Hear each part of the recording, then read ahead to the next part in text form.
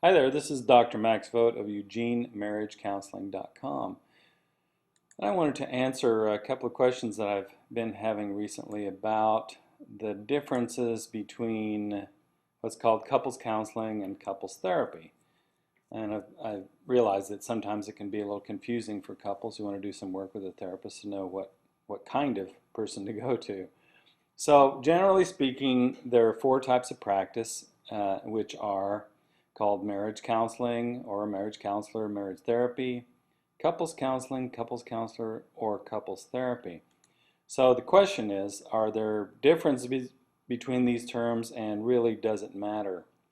Well, yes and no. There's the obvious difference between marriage or married people and couples.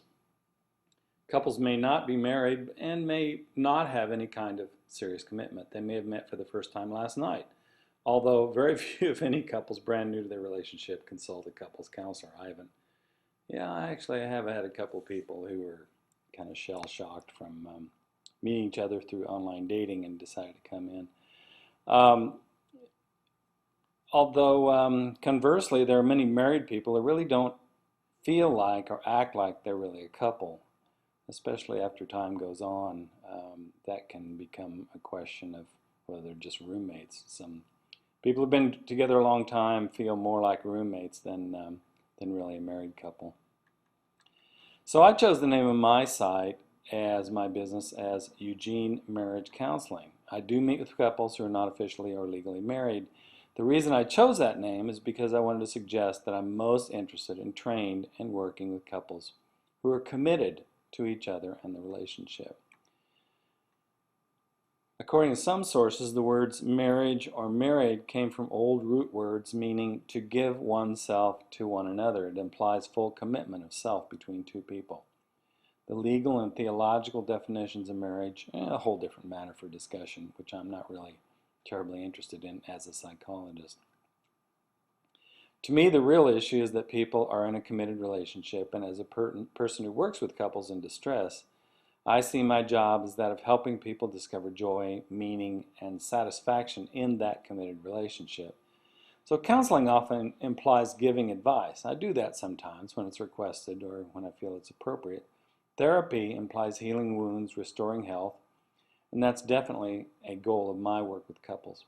So whether you call me a Eugene marriage counselor, a Eugene couples counselor, Eugene marriage therapist, or Eugene's couples therapist, my goal in working with you as a couple is always the same, and that is to use the skills and experience I've accrued over the years to help you get the goals you want to achieve in the most respectful, dignified, and effective ways possible.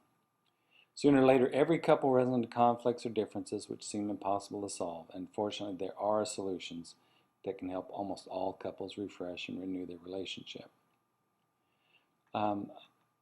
I'd like to ask you to join me for a meeting. Research has shown that one of the best indicators of success comes from the relationship between therapist and client.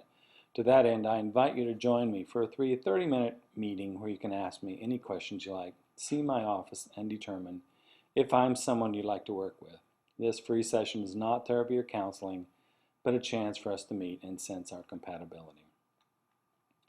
You can contact me and set up a time to meet at 541-913-8892 or drmax at eugenemarriagecounseling.com.